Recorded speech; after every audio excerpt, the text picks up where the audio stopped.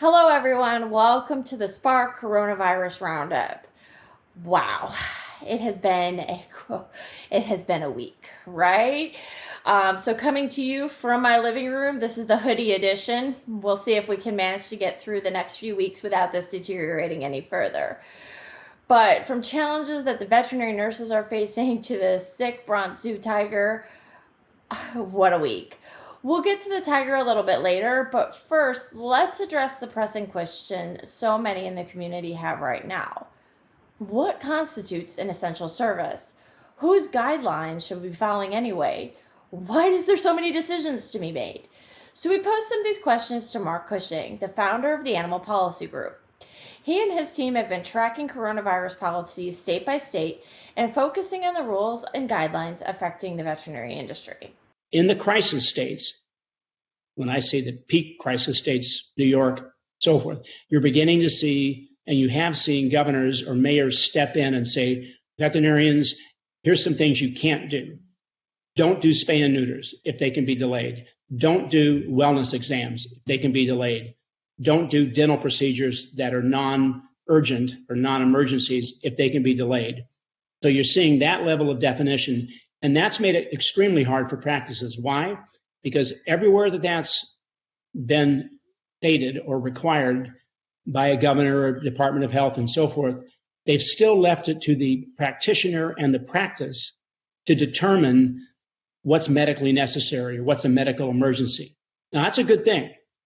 You don't want a bureaucrat or a politician telling a trained veterinarian with a 4-year-old Cocker Spaniel in front of her what the medical status is and what the needs are. But you have veterinarians in those states or neighbor states wondering if it's going to happen to us next, trying to figure out, okay, if I'm making that call, what's an emergency and what isn't? If you have a dog with a breed with a lifespan of 6 to 8 years, you may view that annual wellness exam as absolutely life-enhancing and necessary. And as a lawyer, I'm sure not going to argue with you and tell you you're wrong. The state probably thinks you are wrong. Gee, could you hold off? And in some cases, we're talking about, could we postpone this 3 months and still be all right? As Mark describes, there's a lot for us to think about on every individual case. We know the process can be daunting and that you're probably overwhelmed with decision fatigue as it is. We put together a simple flow chart to work through how to define what is an essential service. Click on the link on your screen to download the flowchart, and hopefully it'll help you make these decisions a little bit easier. With regards to essential services, there are 2 more things that are really on the minds of the veterinary community. What about the veterinary practices that, for whatever reason, aren't just doing essential services? Are there going to be consequences? Mark says that most veterinarians have nothing to worry about. It's hard to stay calm right now in general, but one of the ways they need to stay calm is to not worry that when the COVID crisis slows down, that the state's going to be sending out letters and making phone calls and subpoenas telling people, we heard a rumor that you did this procedure, on April 13th. That wasn't right. Come on in and give us your license. But there's a certain mentality that is afraid of that. And I understand. I understand that you think that could happen. But let's be real here. That's not where we are, and that's not what's going to happen here. So ultimately, there's more discretion than maybe people think they have, and that's a good thing. So while we don't anticipate any legal or licensing consequences resulting from the pandemic, we are still worried about the second thing. And as Mark points out, the more immediate concern is the health of our clinic team members. Front office staff and veterinary nurses in particular are interacting with clients the most, so naturally the health risk to them and their families is a genuine concern. We asked Kara Burns, NAVC's Director of Veterinary Nursing, to share what she's been hearing from her network. Kara, thanks for jumping on with us today. Thanks. And a special shout out to all of our colleagues across the nation who are working in clinics today and are the front lines. So thank you to all of you for doing what you do every day. Yeah, Kara, speaking of that, what kind of things are you hearing from those, especially the support staff on the front lines? How are they hanging in there? Because this is getting to be really tough. It is. It's a very difficult situation. But I think my colleagues, your colleagues, or the veterinary profession as a whole, they're not really going to admit that because of, they're like, no, this is what we do, and this is why we're here. And I so admire that. But it is very, very stressful. Are they going to contract the virus? Will they bring it home to their families? Are they going to continue to be employed at the same amount? So there are so many concerns out there right now. And talking to veterinary nurses across the nation, they're definitely trying, and they are staying very positive. But you can see how it is truly affecting them. One concern I have is we were already concerned. About 34% of veterinary nurses said, I think in the next 5 years, I'm going to have to leave the profession, or I see myself leaving the profession. I'm worried a little bit about this crisis changing that number in a poor way. Are you concerned with that at all, that maybe we're going to see more veterinary nurses leave the profession? It's a good question. And to be quite honest, I'm really not sure.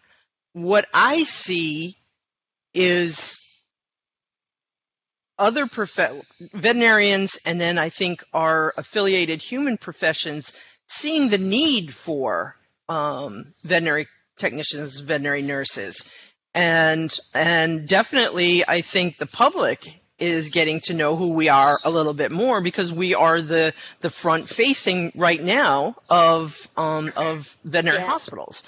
We're the ones going out and talking to them, and they're getting us as credentialed veterinary nurses versus yourself as a veterinarian. Maybe that'll be a really good thing that comes out of this, is maybe we'll see those nurses that are kind of working as car hops half the time right now.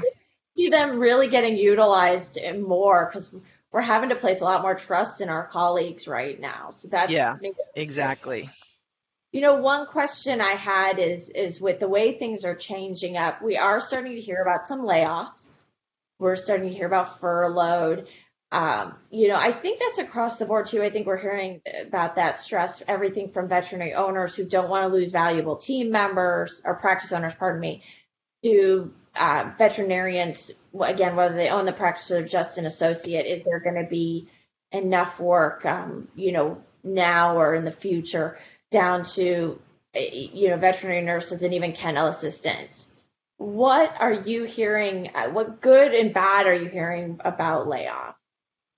Anecdotally, I'm hearing both sides. I'm hearing that hours are being cut, especially, and we don't like to think about the hierarchy, but maybe the kennel assistants might be laid off, furloughed, because of the veterinary technicians, or the veterinary assistants can do that. So so I'm hearing that, but I'm also hearing, and I've looked at some of the non-scientific polls that have been going around. We all like to talk to each other, and there's 100 different groups out there, but some of the as I said, unscientific polls are seeing there's kind of no middle ground. They're either losing their hours, or they're maintaining and increasing their hours. And so, and it's really right now split from what I can see. So I think we as a profession, and especially the veterinary nursing side of it, need to keep an eye on that. I think, since they're only seeing sick patients for the most part, and trying to put that in with, again, some staff being at home, quarantined, or just simply having to stay home and take care because of family obligations. I'm hearing actually some clinics say, maybe we're working less shifts, but those shifts are super busy. We're we're going from dawn till dusk. So that's another stressor that we haven't really, that maybe we didn't anticipate. I don't think we did anticipate that. And so, there's definitely, there's stress and anxiety all across the board. And what I am hoping is that our colleagues are looking at the resources and utilizing the resources that are out there, so it doesn't get to the next level of stress and anxiety. Yeah, I think I'm going to echo what Kara says here. You know, we know things are hard for you guys. We know times are tough. So I know some of those days, like I said, are getting really busy and really stressful and the emotions are running high. Make sure that you're taking some time for yourself. Take a breath, take some breaks throughout the day. Make sure you're trying to keep up the best you can. And I think now is a good time to remind everybody to forgive yourself, that no one's perfect. The new normal is a little bit, you have to be a little extra forgiving to yourself. So please take the time to do that. Kara, thank you so much for joining us today. Thank you. It means the world to me, and we'll see you soon. Stay safe. Thank you. You too. Take care of yourself. So we've heard from a lot of individuals, but we also want to gauge the impact of COVID-19 on veterinary practices across the board. NAVC is partnering with Animalytics on their data-driven project called VetWatch. Animalytics launched a survey today to determine how the profession is reacting to the crisis and what the implications are moving forward. The survey will be repeated in May and again in June. Please take it today. It will only take 3 minutes of your time, and your contribution will be invaluable in assessing the profession's future beyond this crisis. All you have to do is click the link on your screen and you'll get taken to the survey. Now, the story of the week. Most of you saw it, but I'm guessing that pretty much by Sunday evening, everyone knew that their week was going to be changed forever when the news came through that the tiger at the Bronx Zoo had tested positive for SARS-CoV-2. I personally fielded a lot of questions about Nadia. She is a 4-year-old Malayan tiger who is one of 7 cats at the zoo believed to have been infected by an asymptomatic zookeeper. This is the latest in the few isolated cases of SARS-CoV-2 in animals worldwide. We at NAVC and other outlets have been drumming home the message that there's no reason to worry about pets becoming ill with this disease or transmitting it to their human owners. The AVMA, out of an abundance of caution, issued recommendations that people diagnosed with COVID-19 should minimize their interactions with their pets. So I know a lot of you are probably dying to nerd out on virology, just like I am. You probably have a lot of questions and you're frantically going through your vet school notes on viruses, diagnostic tests. You're probably really starting to wonder how this virus could affect pets, what are the chances, or the other animals that you work with. The good news is I set up an interview with a virologist next week. If you have any questions that you're just dying to get answered, please go to our social media and send us those questions and comment, and we'll do our best to get them answered for you. So I know we're already getting some questions on social media. I'm going to introduce Alicia McLaughlin, our social media manager, so we can talk about some of your most pressing questions. Hey, Alicia. Thanks for joining us today. Hi, Dana. Thank you so much for having me. For our veterinary community, if someone came into your clinic and they were considering surrendering their cats due to concern over COVID-19, what advice would you give them? That's a great question, Alicia, and it's something our veterinary nurses have been dealing with since this crisis started. So first, luckily, Kara Burns has written some great information up in today's Veterinary Nurse. Please click the link on your screen to review the article in full and all of her advice because it was really good. I think first, we'd always want to recognize their emotions. Why are people having this emotional reaction? What are the reasons for this? Did they hear something on media? Are they immune suppressed? Let's get to the bottom of this very emotional reaction so that we can understand. Because if we come at them with just science, it's going to fail to recognize the emotion behind this response. People love their pets. So if they're coming to that decision, there might be more going on than we recognize. And it might be more than just about the science of this virus. And I think once we get to that, we can really address their question personally and hopefully prevent them from making that decision that really probably isn't necessary for them. Great. Thank you so much, Dr. Vargel. We really appreciate it. The next segment that we'll move into, because we always want to stay positive, is our Stay Positive segment. And we have a really cool video to watch. So let's take a look.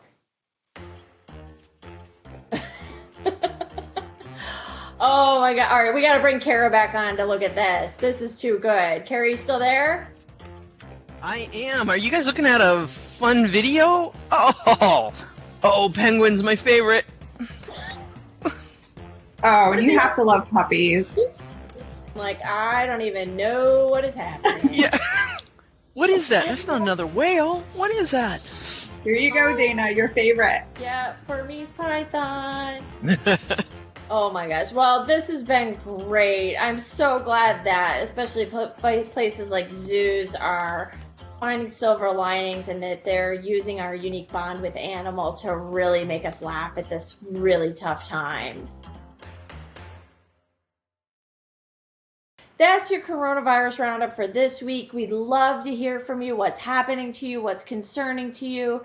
Send us an email at spark@navc.com or leave us a voicemail on SpeakerPipe. If you have a story that you want to get out there or you just need a place to vent, you can let us know.